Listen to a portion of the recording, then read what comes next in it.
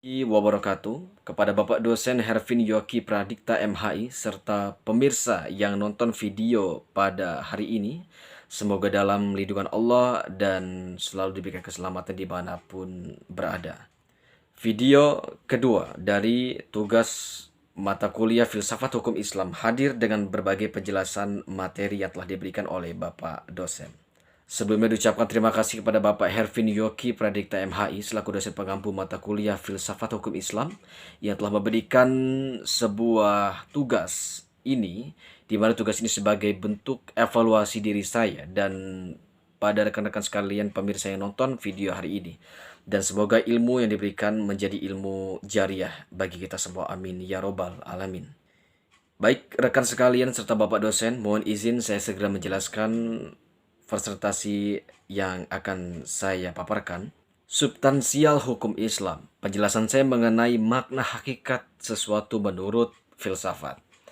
Definisi hakiki atau esensial adalah pernyataan hakikat sesuatu, yaitu suatu pengertian yang abstrak hanya mengandung unsur-unsur pokok yang diperlukan untuk memahami suatu golongan tertentu dan untuk membedakannya dari golongan-golongan lain, sehingga sifat-sifat golongan tersebut tidak termasuk dalam hakikat sesuatu.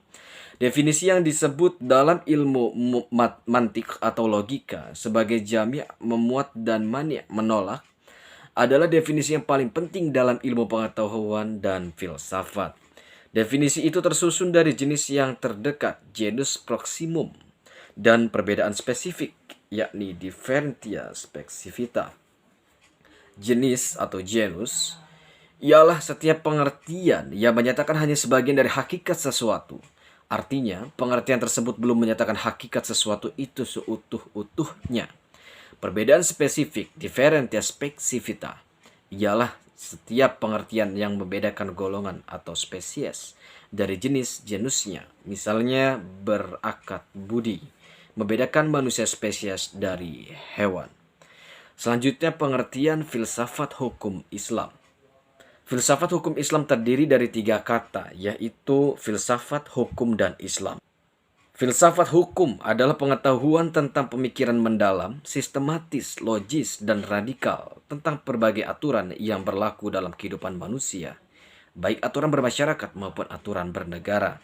Hukum adalah peraturan-peraturan tentang perbuatan dan tingkat laku manusia dalam lalu lintas hidupnya. Secara ringkat, hukum berarti ketetapan. Adapun pengertian filsafat hukum adalah kajian filosofis tentang hakikat hukum Islam, sumber asal muasal hukum Islam, dan prinsip penetapannya, serta manfaat hukum Islam bagi kehidupan masyarakat yang melaksanakannya. Dengan demikian, yang dimaksud dengan filsafat hukum Islam adalah setiap kaidah, asas, atau mabda' aturan-aturan pengendalian masyarakat pemeluk agama Islam. Kaidah-kaidah itu dapat berupa Al-Quran dan hadis, pendapat sahabat dan tabi'in, ijma ulama, fatwa lembaga keagamaan. Filsafat hukum Islam diartikan pula dengan istilah hikmah at-tasyar'i. Faktor yang menjadi ciri filsafat hukum Islam. 1. Wacana atau argumentasi. Menandakan bahwa filsafat memiliki kegiatan berupa pembicaraan yang mengandalkan pada pemikiran rasio tanpa verifikasi uji empiris.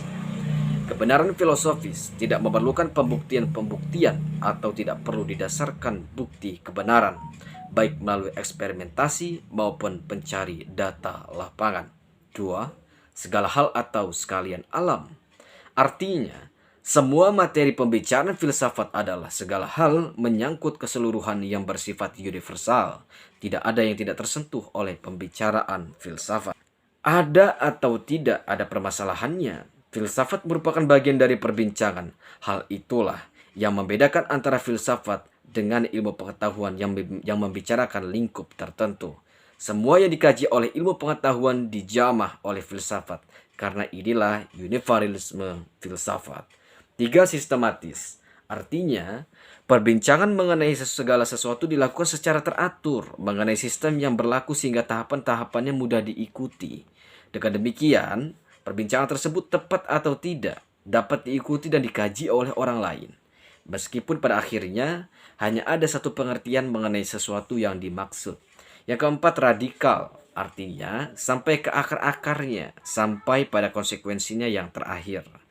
Radix artinya akar, yang juga disebut arce sebagai ciri khas berpikir filosofis. Perbedaannya dengan pengetahuan adalah adanya asumsi sebagai titik tolak yang disebut sebagai keyakinan filsafati atau yang sering disebut philosophical belief. Yang kelima adalah hakikat, dan ini adalah poin terakhir. Merupakan istilah yang menjadi ciri khas filsafat. Hakikat adalah pemahaman atau hal yang paling mendasar.